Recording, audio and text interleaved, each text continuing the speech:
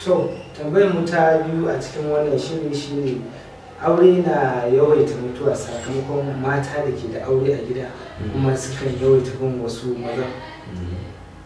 Idan ka ɗauki gudan ɓangaren kuma za ga su kuma wasu mazajen suna da matan nasu amma kuma za ga abin da suke duk abin da ba daɗin su gaskiya. To me kake ganin za ka yi magana a kai nan ɓangare? To masha Allah Malam Aliyu, wannan tambaya ita ma tambaya ce mai matuƙar muhimmanci in muka dubi yau zamantakewar mu na aure a wannan zamani da muke ciki. Akwai ƙalubale mai yawa, mace-mace a armi yana kasancewa bisa waɗannan dalilai da kan faɗa. Na kode ya zamana shi namiji ya tsaya ɗan yana ba da haƙoƙin shi ga mata gwargwadon hali, yana kula da ita sunsa, amma ita an samu akasi ta zamanto watakila ko mai budurwar zuciya ko mai rashin hankali ko mai gasawa ta sakanta wata rayuwa. Wannan ina san za ka tambayi da laihin wane ne, namiji ne kuma can mafi akasari muka tsaya muka duba in ka ga haka tana faruwa za ka iya tantance abin ne lokacin da za ka dibi abin da ke faruwa ko kuma shi wannan mai aikata wannan abin watakila za ka tambaye shi dalili. Amma za mu cewa mahi yawanci akan samu wannan abin da huska biyu. Wani lokacin dai mun san lalle akwai maza suna halayya irin yadda mata ke yi, amma ni na san ka ɗauki ɓangaren mata da suke da halayya biyar, wasu maza da ba maza da bayan suna da aini. A mahi akasarin su mata ga sauwawa gare su, ne nake gani ga sauwawa kina da ganin wance ta yi abu kaza ki ce sai ki ba ki da gashin wance ki ce za ki kitsa wance, shine matsala. Gaskiya ne na magana da matsaloli na yawwa rashin haƙuri. Mace ta kasa ta yi haƙuri da abin da mijinta inda mijinta ya aje ta. Gaskiya ne. Da gwargwadon halin da mijinta yake da shi ta aiki da shi sana tunanin a sai ta yi kaza shi ne rayuwa. Zai ta je ta kaɗa kanta wata hanya ta. Sai ga mutum da tunanin a tun da haka ne mijina bai iya bani abin da zan je in kai wurin biki ko in je wasu tarurruka da ake gani ga sunan na mata ko wani ɗanke-ɗanke, to bari in wara. To da na fahimci ka a takaice ma kana nan miji ya bin mata ta yawaita yawo da ita yana ɗaya daga cikin abin da ya sa ta fara kwaɗayin wasu. Sosai akwai wannan, tun da shi kan shi namiji sai ya tsaya ya dagewa ko wani abu ne ake ba mace dama ta yi, kuma kai ne za ka tsara mata cewa ga abin da kaka son ta yi ga abin da ba ka son ta yi. Idan har mai ladabi da tarbiyya ce za san muhimmancin zama alami dole ta tsaya daga aji ta. Amma duk lokacin da mace ta son ta sa kanta abin da kai ba ka sa ta ba, kuma sannan ka san abin da ya haƙarenta, to ka tabbata wata ran tana iya sakin hanya ta je ta nemi wasu maza. To amma mai yawancin wannan matan masu wannan tunani ko kuma masu wa'annan zukatan su kake ganin suna tunani dole sai sun yi hulɗa da wasu mazan ni za su samu wani abu wanda za su yi lalura su bayan kuma suna da mata suna da maza a wurin. To haka wannan abin ya yi muni a nan. Ina cewa dole ne irin wannan mata masu wannan ɗabi'a gaskiya sai sun gyara.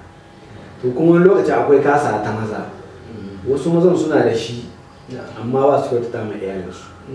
A gani mace tana da rauni ko da tana da ilimi ba ma in an kai ka tari ya dace ba ta san game da bangaren zamantakewa ba. Shi ta gana a tutun da shi ya kasa yi min kaza bar in ta yi in bi in dan yi kwane-kwane in samu yi wasu abubuwa, amma duk wannan ba hujja ba ce.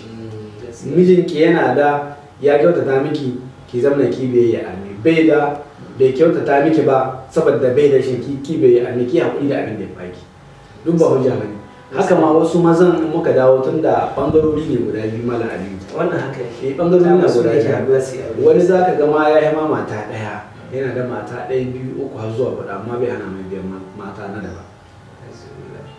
Abu ma mafi muni wasu za ka ga ma ba mata kawai masu zaman kan suke biya ba, mata arme su ko suke biya.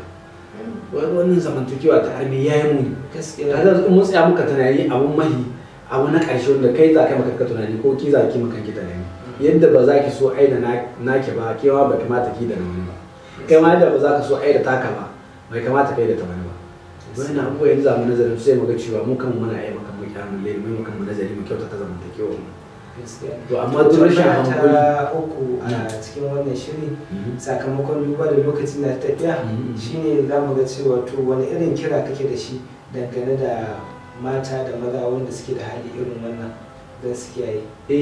Kira babba ma nake da shi, kira bari mu fara zuwa ga yan uwana mata kamin in dawo ga kan maza. Kiran da zan yi ga mata mu ji tsoron Allah. Aure ibada ne, matakin farko in kika tsaya kika yi wannan tunani an yi armi dami ibada ne, shi ko cikin ibada akwai jarabawa.